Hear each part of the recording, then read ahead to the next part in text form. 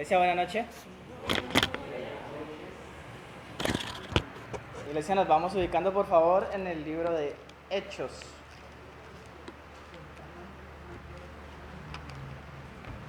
Libro de Hechos del Espíritu Santo.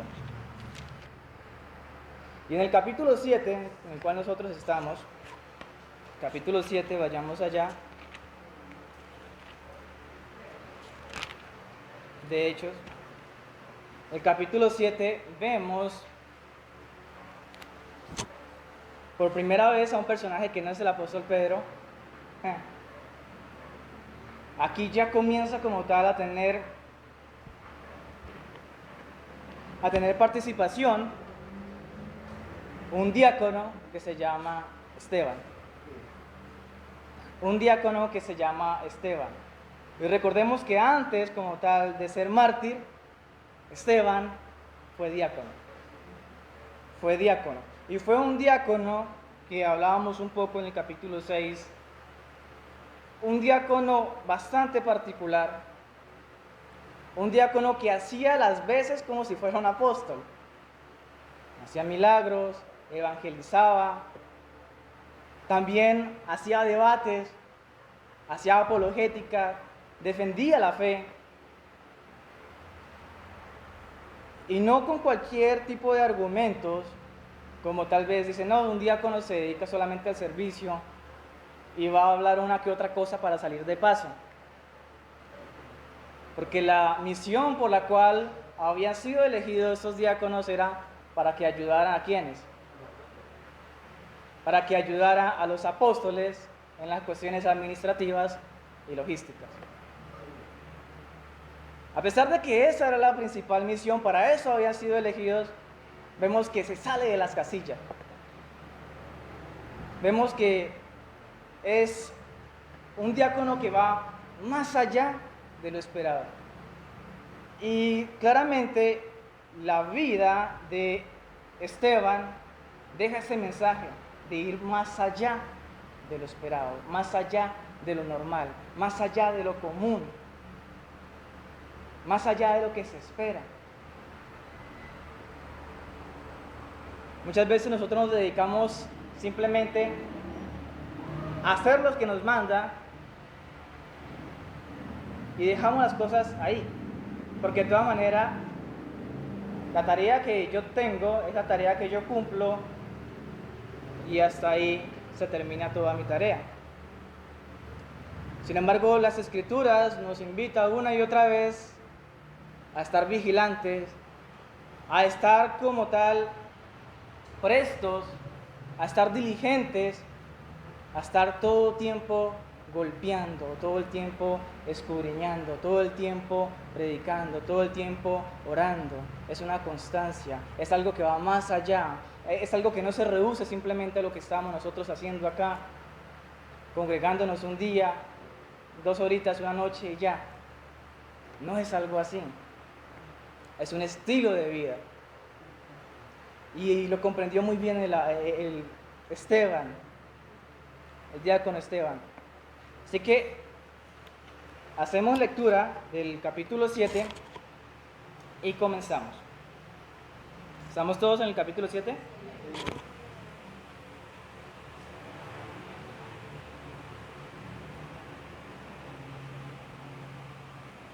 Capítulo 7. El sumo sacerdote dijo entonces: ¿es esto así? Y él dijo: varones hermanos y padres, oíd. El Dios de la gloria apareció a nuestro padre Abraham estando en Mesopotamia, antes de que morase en Harán. Y le dijo: sal de tu tierra y de tu parentela, y ven a la tierra que yo te mostraré. Entonces salió de la tierra de los caldeos y habitó en Harán. Y de allí, muerto su padre, Dios le trasladó a esta tierra en la cual vosotros habitáis ahora. Y no le dio herencia en ella, ni aún para asentar un pie, pero le prometió que se le daría en posesión y que se la daría en posesión y a su descendencia después de él, cuando él aún no tenía hijo. Y le dijo Dios así: que su descendencia sería extranjera en tierra ajena, y que los reducirían a servidumbre y los maltratarían por 400 años. Mas yo juzgaré, dijo Dios, a la nación de la cual serán siervos, y después de esto saldrán y me servirán en este lugar. Y le dio el pacto de la circuncisión, y así Abraham engendró a Isaac, y le circuncidó al 8º día, e Isaac a Jacob, y Jacob a los 12 patriarcas. Los patriarcas, movidos por envidia, vendieron a José para Egipto, pero Dios estaba con él, y le libró de todas sus tribulaciones, y le dio gracia y sabiduría delante de Faraón, rey de Egipto, el cual lo puso por gobernador sobre Egipto y sobre toda su casa. Vino entonces hambre en toda la tierra de Egipto y de Canaán, y grande tribulación, y nuestros padres no hallaban alimentos. Cuando oyó Jacob que había trigo en Egipto, envió a nuestros padres la primera vez, y en la segunda José se dio a conocer a sus hermanos, y fue manifestado a Faraón el linaje de José. Y enviando a José, hizo venir a su padre Jacob y a toda su parentela, en número de 75 personas. Así descendió Jacob a Egipto, donde murió él y también nuestros padres, los cuales fueron trasladados a Siquem y puestos en el sepulcro que a precio de dinero compró Abraham de los hijos de Hamor en Siquem. Pero cuando se acercaba el tiempo de la promesa que Dios había jurado a Abraham, el pueblo creció y se multiplicó en Egipto, hasta que se levantó en Egipto otro rey que no conocía a José. Este rey, usando de astucia con nuestro pueblo, maltrató a nuestros padres a fin de que expusiesen a la muerte a sus niños para que no se propagasen. En aquel mismo tiempo nació Moisés y fue agradable a Dios y fue criado 3 meses en casa de su padre. Pero siendo expuesto a la muerte, la hija de Faraón le recogió y le crió como a hijo suyo. Y fue enseñado Moisés en toda la sabiduría de los egipcios, y era poderoso en sus palabras y obras. Cuando hubo cumplido la edad de 40 años, le vino al corazón el visitar a sus hermanos, los hijos de Israel. Y al ver que uno era maltratado, lo defendió, e hiriendo al egipcio, vengó al oprimido. Pero él pensaba que sus hermanos comprendían que Dios le daría libertad por mano suya, mas ellos no lo habían entendido así. Y al día siguiente se presentó a uno de ellos que reñían, y lo ponía en paz, diciendo: varones, hermanos sois, ¿por qué os maltratáis el uno al otro? Entonces el que maltrataba a su prójimo le rechazó, diciendo: ¿quién te ha puesto por gobernante y juez sobre nosotros? ¿Quieres tú matarme como mataste ayer al egipcio? Al oír estas palabras, Moisés huyó y vivió como extranjero en tierra de Madián, donde engendró a 2 hijos. Pasados 40 años, un ángel se le apareció en el desierto del monte Sinaí en la llama de fuego de una zarza.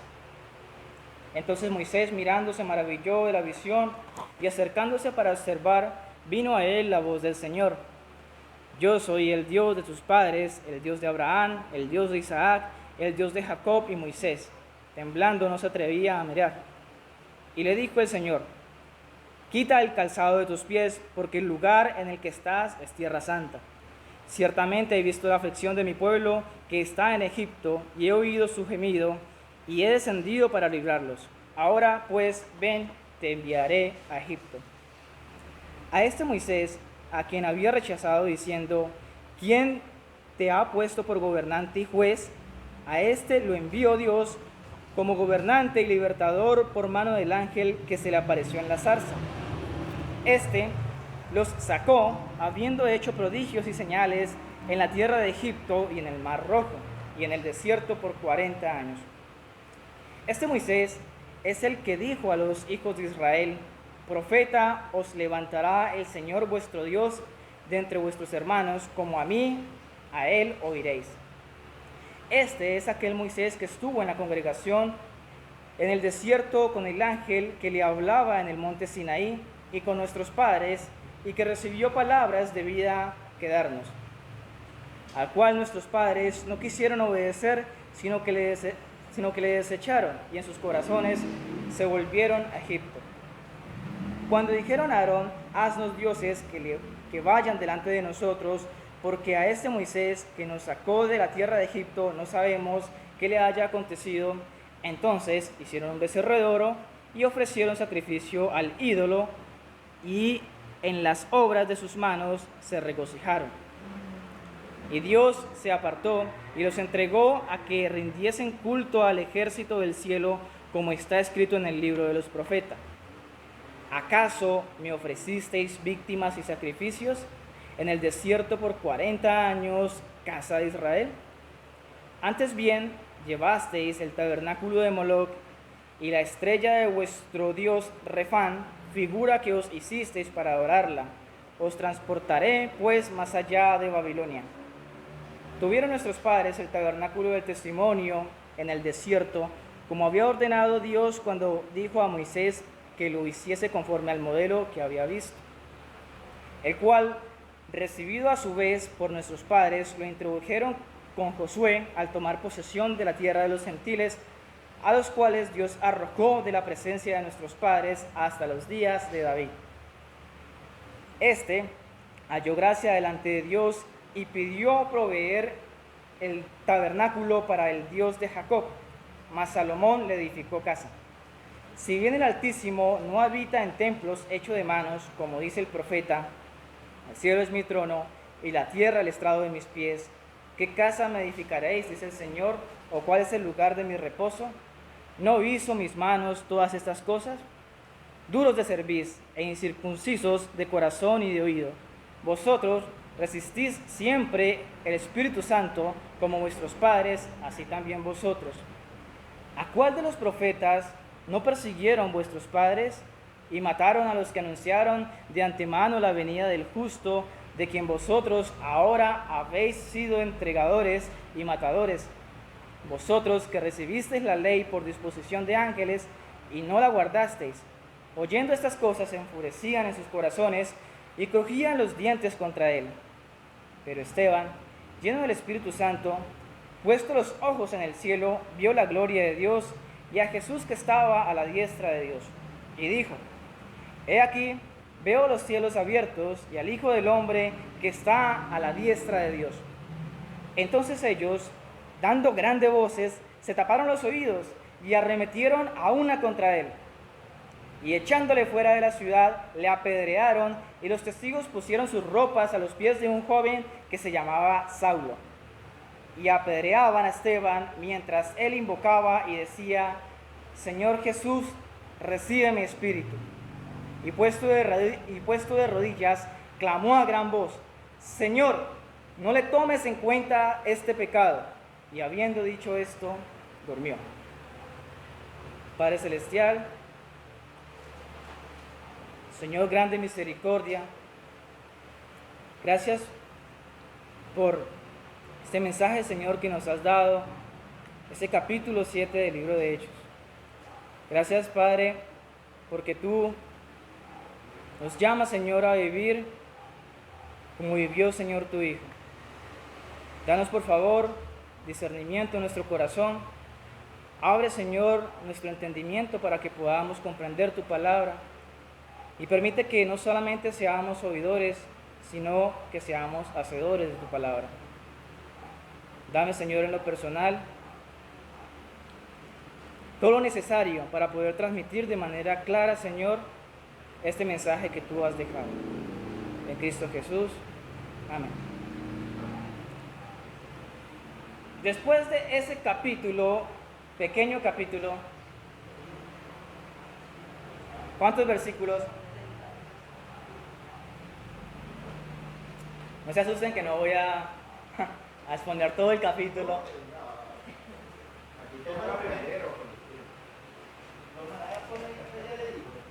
Porque el capítulo tiene 60 versículos.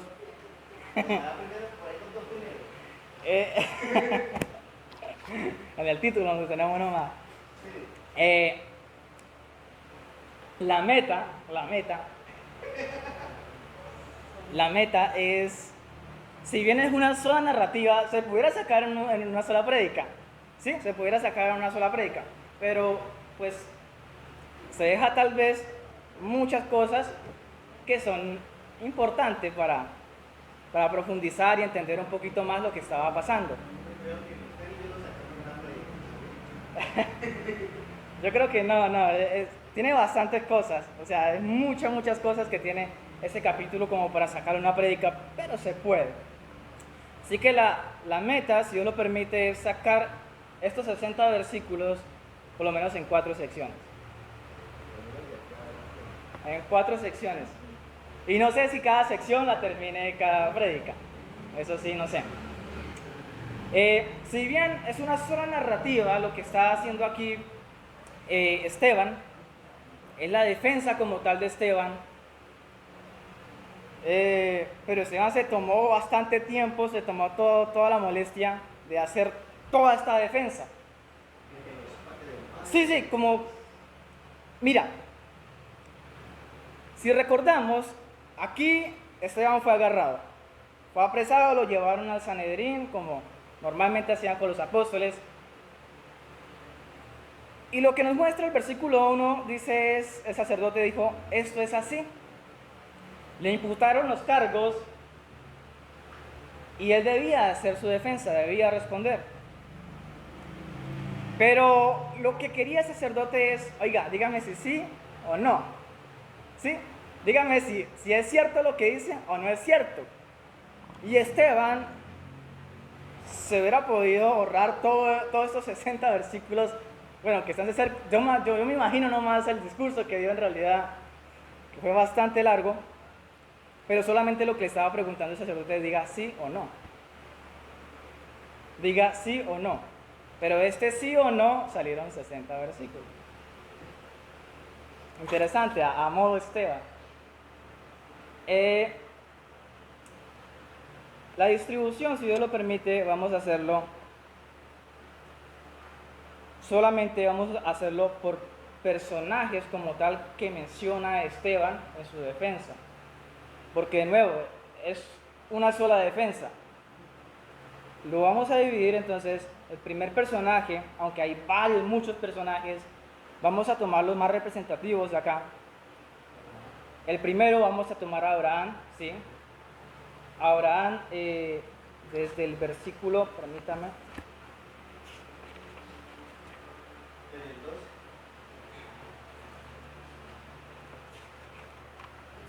Tengo la distribución por acá. Abraham. A ver.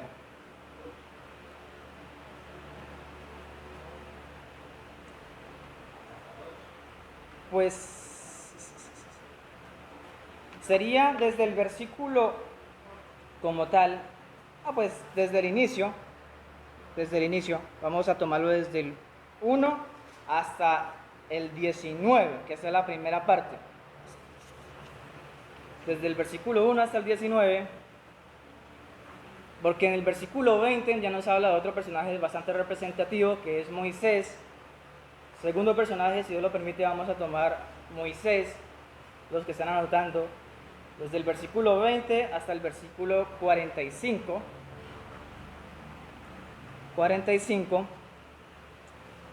En este versículo 45 nos introduce a otro personaje bastante representativo, es al rey David. Vamos a tomar entonces al rey David como tercera parte. José, ¿no? Moisés, versículo 20 hasta el versículo 45. Sí, señora. Otro personaje que vamos a tomar en cuenta es desde David, versículo mismo 45 hasta el versículo 51. Y el último personaje como tal que vamos a tomar en cuenta es a Jesús.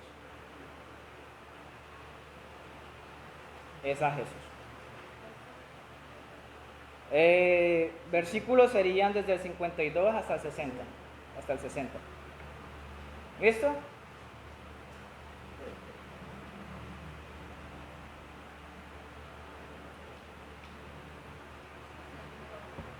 Listo.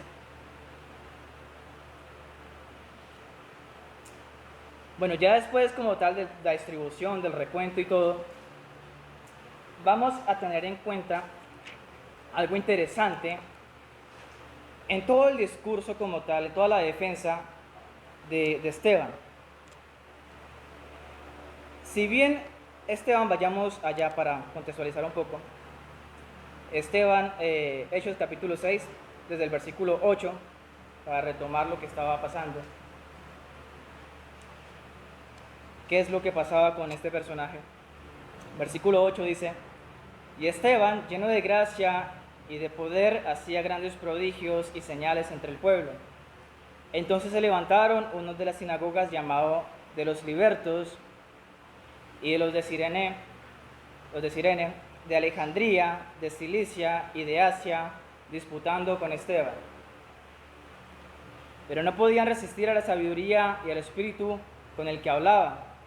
Entonces sobornaron a unos para que dijesen que le había oído hablar palabras blasfemas contra Moisés y contra Dios. Y soliviantaron al pueblo, a los ancianos y a los escribas, y arremetiendo, le arrebataron y le trajeron al concilio. Y pusieron testigos falsos que decían: este hombre no cesa de hablar palabras blasfemas contra este lugar santo y contra la ley. Pues hemos oído decir que ese Jesús de Nazaret destruirá este lugar y cambiará las costumbres que nos dio Moisés. Entonces todos los que estaban sentados en el concilio, al fijar los ojos en él, vieron su rostro como el rostro de un ángel. Así, ese es el contexto por el cual está pasando Esteban. Ahora, llega el capítulo 7, en el versículo 1, ya se lo llevan para el concilio y llega el sumo sacerdote. ¿Cómo se llamaba el sumo sacerdote? Caifás. Anás era el suegro y de una u otra forma gobernaba, pero sin la representación como tal.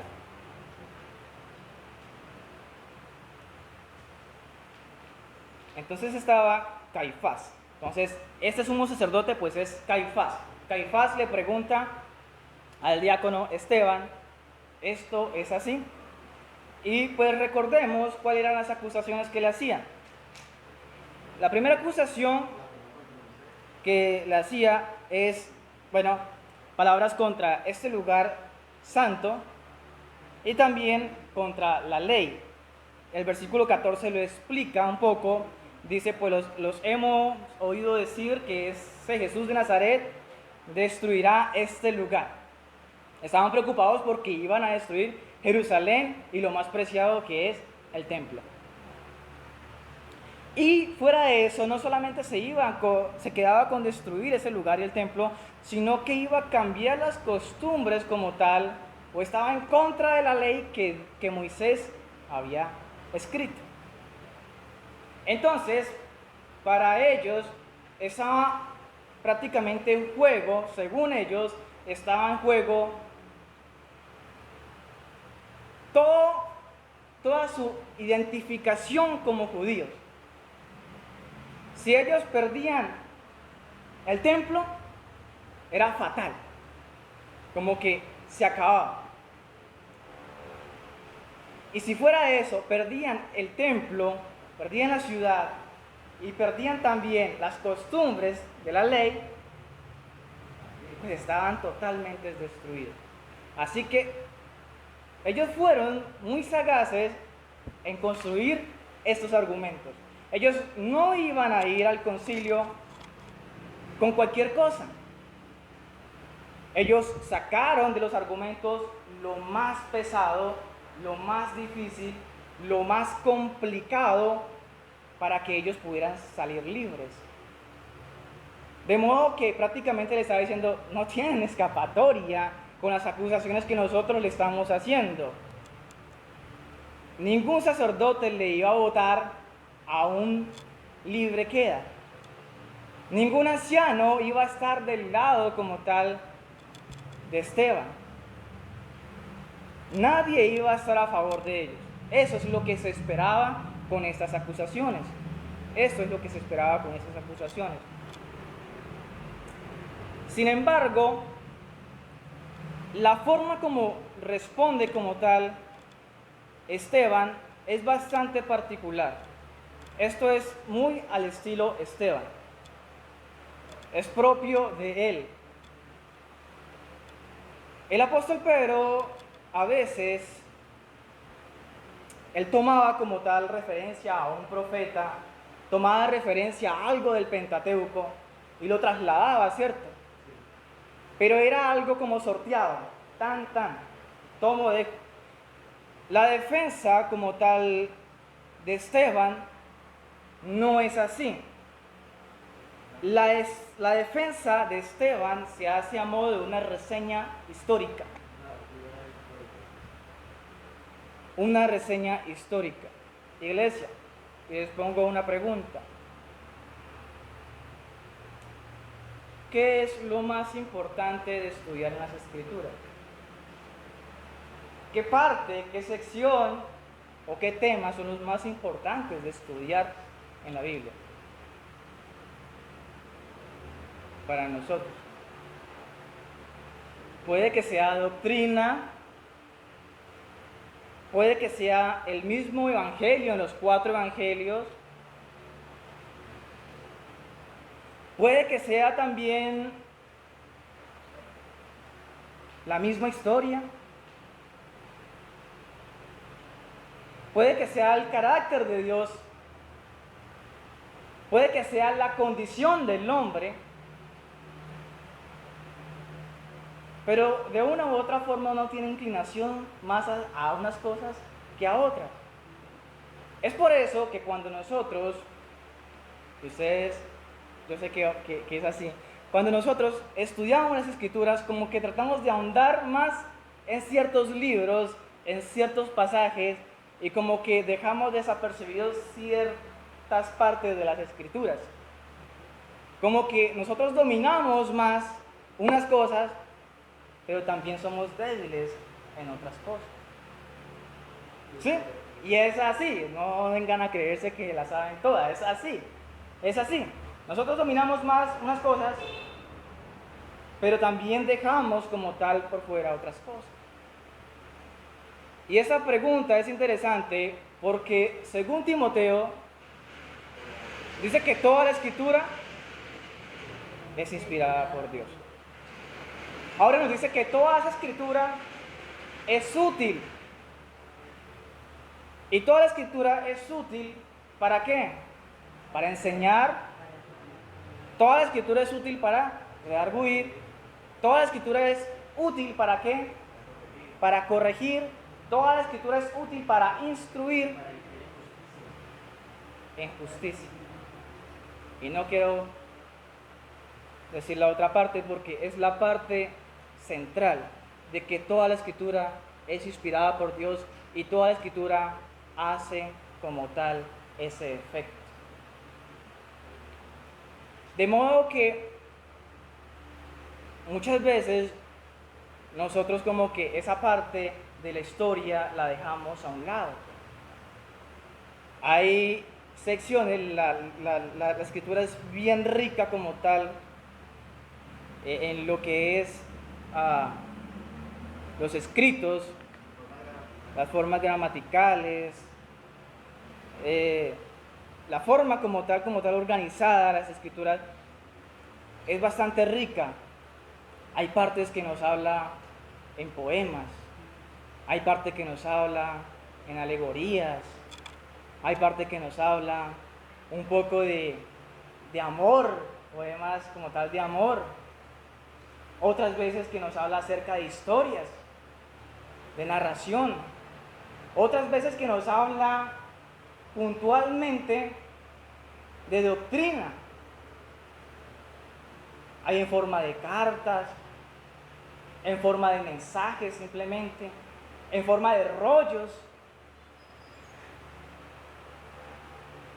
Entonces es bastante bastante rica como tal, en la gramática y en todo lo que tiene que derivar de la sintáctica y toda esa cosa. Pero no descuidemos como tal esta parte que es la historia, que es una de las más descuidadas. Una de las más descuidadas. Y es una de que si nosotros rastreamos, es una de las que los apóstoles, el mismo Señor Jesucristo, le echaban mano. Ahora, de nuevo, el apóstol Pedro echaba mano a su modo. Pero Esteban es particular.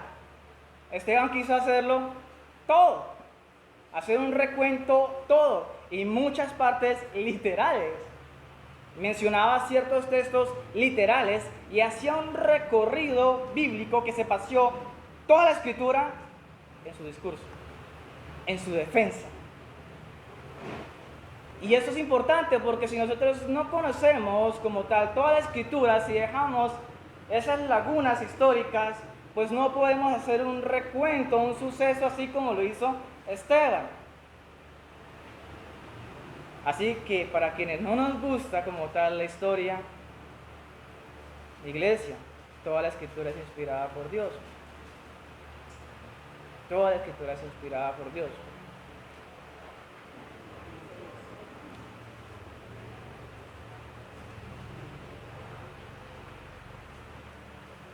El sumo sacerdote hace como tal la pregunta a Esteban, de nuevo, para que Esteban respondiera si aceptaba o no aceptaba los cargos. Sin embargo, en el versículo 2 comienza como tal el desarrollo del argumento que tiene Esteban. Versículo 2 dice, y él dijo, varones hermanos y padres. Es algo interesante porque a pesar de que él sabía el tamaño como tal de las acusaciones que estaban contra él, hay una serenidad de parte del diácono Esteban. Hay una serenidad y no se mira por ningún lado que estuviera, no sé, asustado Esteban, que quisiera salir como tal de eso que se estaban juzgando, quisiera salir en libertad y decir cualquier cosa con tal de recuperar su libertad.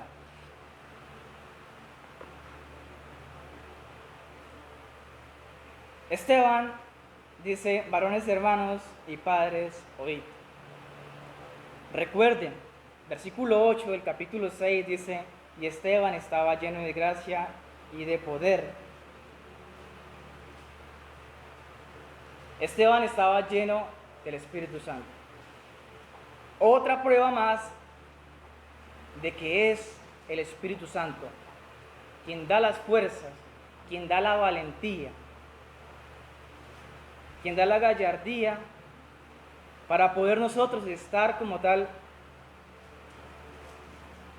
inamovibles en la doctrina, inamovibles como tal en lo que nosotros hemos creído.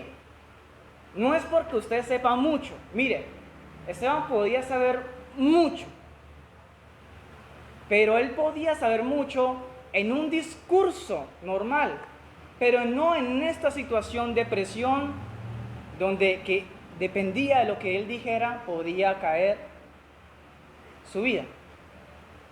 Sencillamente pudiera decir muerte y ya. Así que vemos que más como tal que conocimiento, Dios da la gallardía de poner a sus siervos fijos, inamovibles, ante cualquier adversidad. Y esto no es obra humana. Cualquiera de nosotros, si no tenemos el Espíritu Santo, sencillamente no podemos resistir a estas pruebas, y menos a una prueba así de vida o muerte. Lo primero que él hace es decir, varones hermanos. Hace un reconocimiento como tal del linaje que ellos tienen. Hace un reconocimiento como tal de ese parentesco que tiene con sus acusadores. Y mírese que él no inmediatamente arremete contra sus acusadores, sino que simplemente llama la atención de ellos. Llama la atención de ellos. Y es que uno podría decir, no, es que es muy diplomático. Un diplomático no hace esto bajo estas circunstancias. Eso es el dominio propio que el Espíritu Santo da a su siervo. Varones, hermanos y padres, oíd. Al referirse como tal Esteban a padres, está reconociendo también la autoridad del Sanedrín. Está reconociendo como tal de que Caifás y los que estaban juzgándolo son autoridad sobre la tierra. Varones y hermanos. Ahora le dice, escuche, preste atención a lo que voy a decir. Preste mucha atención a lo que voy a decir. Por eso dice, oíd.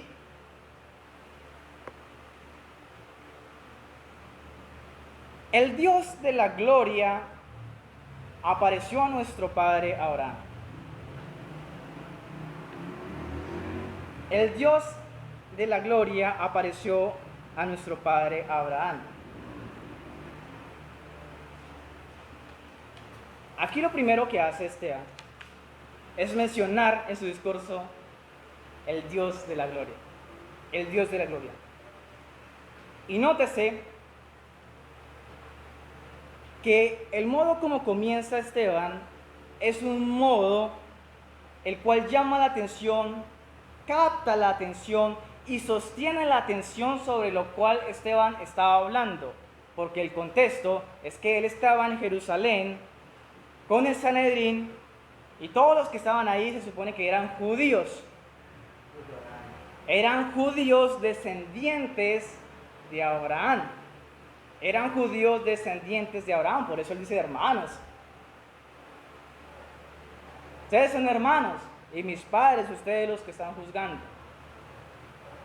Ahora dice, mira, el Dios de la gloria apareció a nuestro padre Abraham.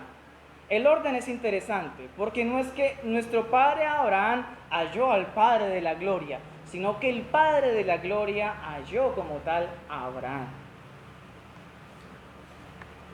Son pequeños aspectos, pero a medida que se desarrolle se va dando de cuenta de que él toma como tal de ejemplo a Abraham, al respetado padre Abraham, para que la audiencia como tal sostuviera la atención y no hicieran lo que pensaban hacer de inmediato. Si él decía así, lo mataban y ya, pero él estaba para dejar un mensaje. Antes de su muerte debía de dar un mensaje. Antes de decir sí, debía primero predicar. Y esto fue lo que utilizó de manera grandiosa, porque es que el Espíritu lo ilumina acá y hace de que los sacerdotes, de que todas las personas que le están juzgando, escuchen por un momento y no le hagan nada, porque está hablando de cosas que para los judíos eran verídicas, muy ciertas, como para él también era verídica y muy cierta. Y lo segundo es para encontrar una correcta transición de lo que está diciendo. Esa transición de que no es que él comenzara a hablar que Jesús dijo tal cosa u otra cosa, sino que Jesús realmente venía del padre Abraham y que del padre Abraham tenía toda esa descendencia hasta llegar a Cristo, teniendo como tal esa línea en la cual cualquiera pudiera comprender, en la cual paso a paso le va explicando lo que vino a ser Cristo. Pero antes de tocar a Cristo es necesario comenzar por la historia. Y es por eso que ellos, primero, soportaron el discurso como tal de Esteban y segundo, comprendieron lo que quería decir. En este debate estaba en juego simplemente un choque evidente de lo que es el judaísmo y de lo que es el cristianismo.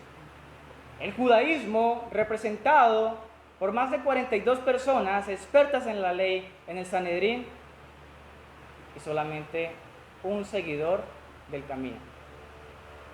Un seguidor del camino. Sin embargo, por solamente ser un seguidor del camino, por solamente ser uno, Esteban no cambia su discurso, Esteban no cambia su mensaje.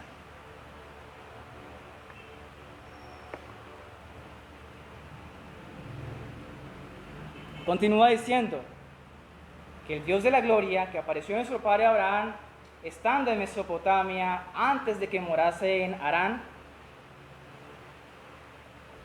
y Dios le dijo, sal de tu tierra y de tu parentela, y ven a la tierra que yo te mostraré. Esto lo hemos estado tocando con el pastor Felipe. Está en Génesis 12, por si alguien lo quiere revisar. Está en Génesis 12, del versículo 1.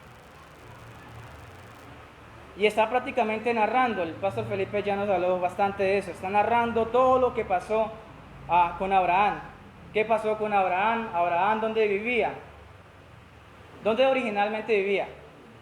En Ur de los Caldeos. ¿Qué pasa? Dios lo llama desde allá, de Ur de los Caldeos, y le dice, deja todo, tu casa, tu parentela, deja todo acá, y ve a la tierra que yo te voy a mostrar. ¿Sí? Es lo que le dice Dios. ¿A dónde ir? A la tierra que Dios le va a mostrar. Abraham no sabía para dónde iba a ir, simplemente escuchó la voz de Dios y emprendió su viaje.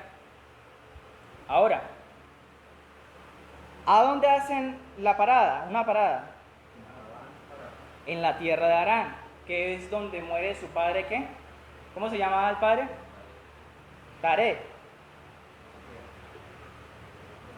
Y Harán era el nombre también del hermano de Abraham. Así que ellos llegaron a una tierra que tenía el mismo nombre como tal del hermano de él. El hermano de él se llamaba Harán, el que murió, y la tierra donde llegó se llamaba Harán. Ahora, dice que habitó allí en esa tierra, versículo 4, entonces salió de la tierra de los caldeos y habitó en Harán, y de allí, muerto su padre, Dios le trasladó a esta tierra en la cual vosotros habitáis ahora. Claro, Dios le prometió a Abraham que le iba a dar una tierra. Ahora dice, esa tierra que le prometió a Abraham es la cual ustedes ahora están pisando. Así que está sacando hechos históricos muy reales y le dice, vea, aterricen en la realidad de Abraham. Gracias a esa promesa que Dios le hizo a Abraham, ustedes están acá. Después le dice, y no le dio herencia en ella, ni aún para asentar un pie, pero le prometió que se le daría en posesión y a su descendencia después de él, cuando él aún no tenía hijo. Eso es interesante porque a pesar de que le promete la tierra, dice que esa tierra se la va a dar a su descendencia, pero esa tierra, él no podía ver que esa tierra fuera ocupada como tal por su descendencia, porque sencillamente no tenía hijos. Su esposa era ¿qué? Estéril. Su esposa era estéril. Y él no tenía ningún hijo. Y aquí es claro, aquí lo menciona. Entonces, dice que él no pudo ni siquiera sentar un pie, que esa tierra que se le prometió a él, sencillamente a Abraham no la pudo ver. Lo único que quedó como tal de algo en la tierra de de Canaán fue la cueva en Macpela que le compró cuando su esposa Sara muere y la entierra allí. Pero él como tal no disfrutó de la tierra de Canaán.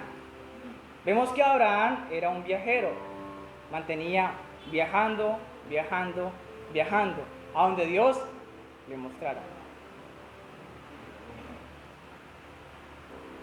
Versículo 6 dice, y le dijo Dios así, que su descendencia sería extranjera en tierra ajena y que los reduciría a servidumbre y los maltratarían por 400 años. Mas yo juzgaré, dijo Dios, a la nación de la cual serán siervos, y después de esto saldrán y me servirán en este lugar. Eso está en Génesis capítulo 15, versículo 13 al versículo 14.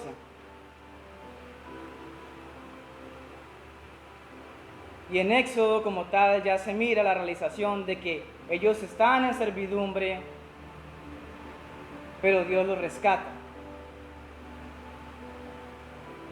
Versículo 8 dice, y le dio el pacto de la circuncisión, y así Abraham engendró a Isaac, y le circuncidó al 8º día, e Isaac a Jacob, y Jacob a los 12 patriarcas.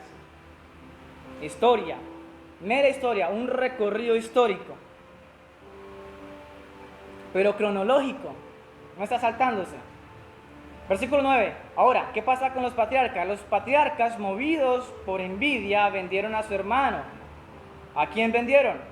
A José. ¿En dónde lo vendieron? Para Egipto.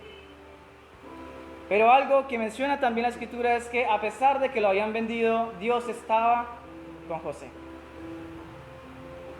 Y le libró de todas sus tribulaciones. Y le dio gracia y sabiduría delante del faraón, rey de Egipto, el cual lo puso por gobernador sobre Egipto y sobre toda su casa. José era el segundo hombre más poderoso de Egipto en esta época. ¿Qué pasa después de que lo pone en Egipto? ¿Dios para qué lo pone en Egipto? ¿Para qué Dios coloca a José en Egipto? Para que él sea como tal el Salvador, esa figura de Salvador, y rescate a su pueblo, rescate a su familia. Porque ¿qué pasaba? Hubo una hambruna. Versículo 11. Vino entonces hambre en toda la tierra de Egipto y de Canaán, y grande tribulación, y nuestros padres no hallaban alimento. Cuando oyó Jacob que había trigo en Egipto, envió a nuestros padres la primera vez, pero en la segunda vez José se dio a conocer a sus hermanos, y fue manifestado a Faraón el linaje de José. José ya como tal se revela y dice, yo soy su hermano, yo estoy aquí para ayudarlo, yo no voy a tomar venganza.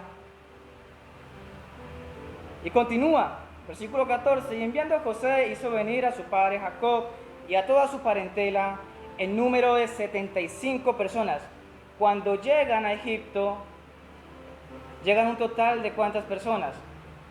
Nótese lo que está haciendo aquí Esteban. Esteban está narrando incluso con la cantidad de personas que había llegado como tal a Egipto.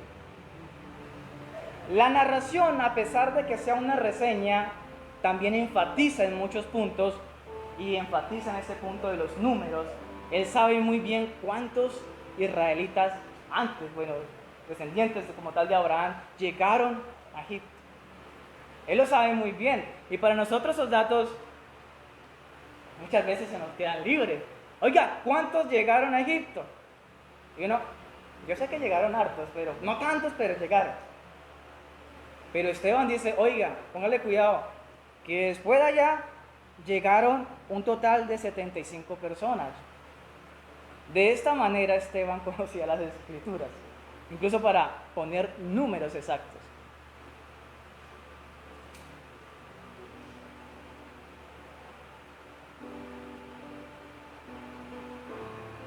Y continúa. Todavía no quiero enfatizar esto porque el pastor Felipe yo sé que lo va a explicar muy bien. Y enviando, José hizo venir a su padre Jacob y a toda su parentela en número de 75 personas. Así descendió Jacob a Egipto, donde murió él y también nuestros padres. los cuales fueron trasladados a Siquem y puestos en el sepulcro que a precio de dinero compró Abraham de los hijos de Hamor en Siquem.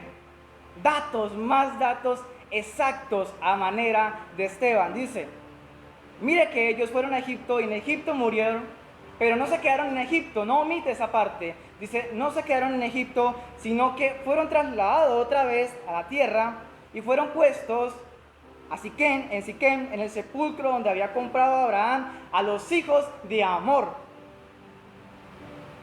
Y los menciona con nombre.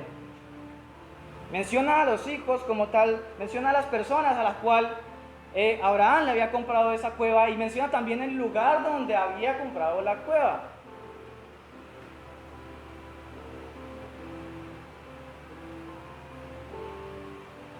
Esto es más que simplemente tener un conocimiento general de las Escrituras. Eso es coger las Escrituras, saberlas en sus términos generales, pero también saberlas al detalle. Y esto lo hacía Esteban. Pero cuando se acercaba el tiempo de la promesa que Dios había, versículo 17, que Dios había jurado a Abraham, el pueblo creció y se multiplicó, hasta que se levantó en Egipto otro rey que no conocía a José. Este rey, usando de astucia con nuestro pueblo, maltrató a nuestros padres a fin de que expusiesen a la muerte a sus hijos para que no se propagasen. Esto es lo que nos habla ya en Éxodo. ¿Dónde encontramos esto? Éxodo. Desde el capítulo 1 comienza a narrar toda esta historia. En el versículo 20 ya comienza a involucrar a Moisés. Vayamos hasta aquí nomás. En aquel mismo tiempo nació Moisés y fue agradable a Dios y fue criado 3 meses en casa de su padre. Ya desde aquí, si Dios lo permite, continuamos la próxima sección. Pero, ¿qué hora es, por cierto? Ya a las 8. Pero este recuento que hace simplemente tomando de figura a Abraham como general, porque también menciona a Isaac y a Jacob, pero se detiene en Abraham, da a entender claramente lo que es un siervo de Dios que está completamente preparado. Un siervo de Dios que está completamente preparado,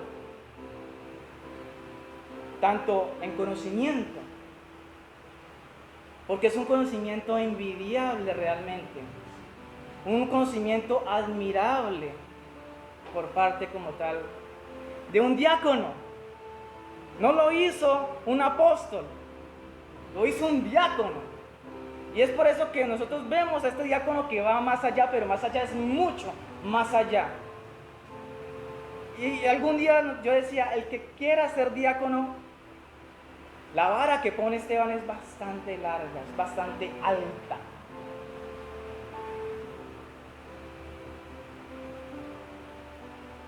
Pero no solamente se queda en ese conocimiento, sino que se queda también en esa firmeza, en esa convicción, en la fe en la cual él ha creído. Que en los momentos de prueba, en los momentos difíciles, en los momentos donde está diciendo, si usted dice que sí, muere, no tuvo miedo, no negó su fe. Algo que en su época sí lo hizo, ¿quién? El apóstol Pedro. El apóstol Pedro lo negó en 3 oportunidades. Negó a Cristo. Pero este diácono, que solamente se encuentra aquí,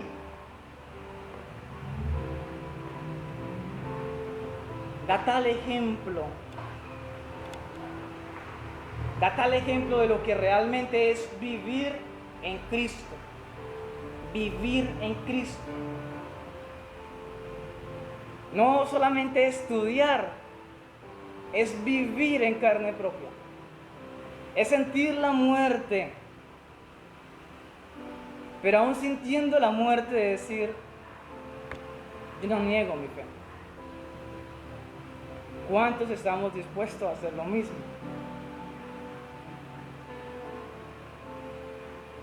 Si a mí me dijera, usted vuelve a profesar el nombre de Cristo y se muere, ¿qué haríamos? ¿Cómo argumentaríamos? ¿Qué diríamos nosotros? ¿Y qué sentiríamos nosotros?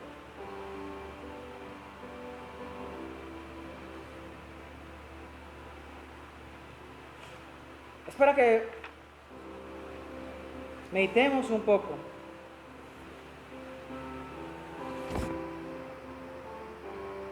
Dice la Escritura